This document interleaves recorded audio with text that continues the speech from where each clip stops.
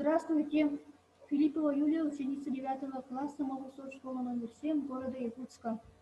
Тема проекта определения содержания витамина С в натуральных соках и овощах методом ядометрии в условиях школьной лаборатории.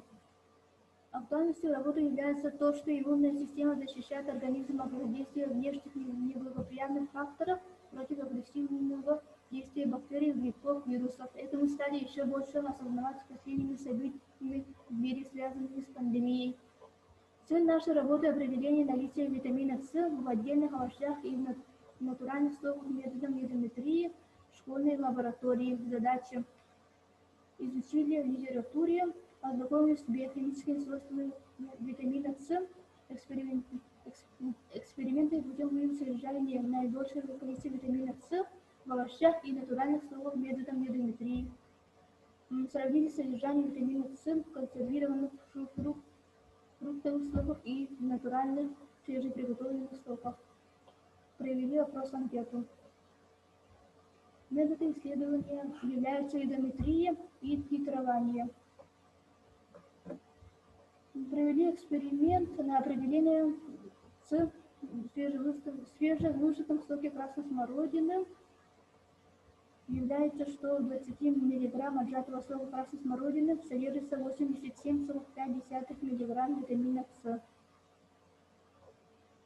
Динамика проявления предполагаемых признаков, характеризующих недостаточность витаминов, получающихся, что повышенная утомляемость у 14, волнение и нервозность у 6, депрессия у 1, кожные заболевания у 12, потеря внимания у 2, снижение иммунитета у 17.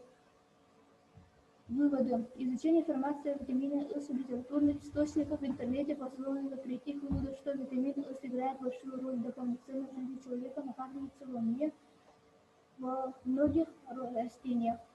Термическая обработка значительно снижает содержание витамина С. Метод ядометрии позволяет определить содержание витамина С в продуктах питания и свежих продуктах питания. Наибольшее количество витамина С содержит соки ягод красной смородины 87,5, шиповники 62,5, брусники 36,2, капусты 7,5.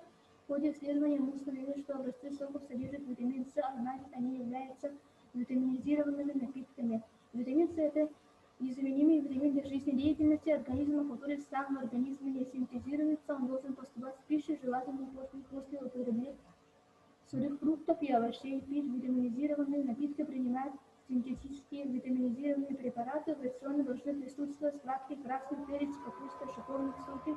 Используя данные исследования, мы провели беседу для учащихся 5-8 классов. Планируем рассказать о здоровом образе жизни родителям. Спасибо за внимание.